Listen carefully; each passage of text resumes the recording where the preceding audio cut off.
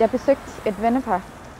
Vi skulle spise middag. Det var en fantastisk middag, og jeg skulle hjem kl. 10 om aftenen. Og gik derfra glad og lykkelig. Og skulle op og have bussen hjem.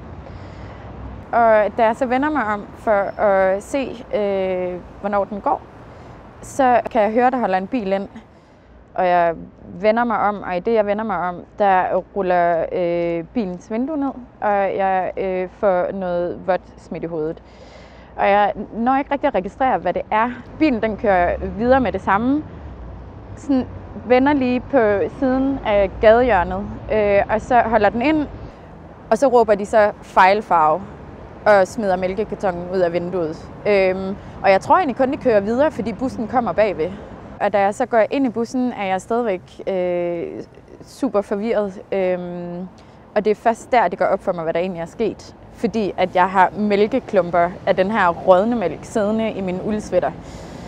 Og i håret og overalt. Jeg tror, buschaufføren han nåede at se, hvad der skete. Og måske også nogle af dem, som sad i bussen.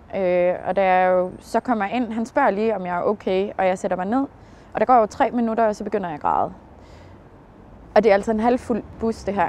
Og der er ingen, alle kan se, at jeg har fået et eller andet i hovedet, da jeg lugter af rådden mælk. Der er ikke en eneste, der spørger, om jeg er okay. Jeg blev rigtig ked af det. Først rigtig ked af det. Og så blev jeg flov. Min første reaktion, og det er noget, jeg har oplevet før, jeg bliver flov på min vej. Flov over at se ud, som jeg gør. Og det er en forfærdelig følelse. Det var bare så voldsomt for mig, så jeg følte, at jeg blev nødt til at gøre et eller andet. Så jeg ringer til politiet, og jeg kan ikke huske, hvem det er, jeg får i røret. Men det er en mand, som hurtigt spørger mig, hvad han kan hjælpe med, og jeg fortæller ham kort, hvad der er sket. Og han siger meget hurtigt, jamen, det kan vi jo ikke gøre noget ved. Man kan jo godt sige, at jeg ikke fik anmeldt det, men det er jo rigtig svært, når det første, man bliver mødt med, er, det kan vi ikke gøre noget ved. Jeg kan ikke forstå, at jeg skal sidde og ikke kunne ringe ind og anmelde noget, fordi jeg synes, det er groft. Jeg synes, det er groft at få smidt en rådden mælk i hovedet og blive kaldt fejlfarve.